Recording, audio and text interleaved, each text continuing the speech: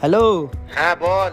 আরে আমি জেঠিয়াবাড়ির ঘাটে আছি, আমার কাছে সিগারেটও আছে, টাকাও আছে, কিন্তু খুচরো নেই যে একটা দেশলাই কিনবো। একটু এসে খুচরোটা দিয়ে যাবি? তোর দোকানটা তো অনলাইন কর। ভাই এখানে অনলাইনের ব্যবস্থাও তো নেই। আরে ভাই আমি এখন অনেক দূরে আছি, আর হবে না আমার এখন। ভাই তুই দেখ না একটু কোথা থেকে জোগাড় করতে পারিস কিনা। ঠিক আছে, রাখ।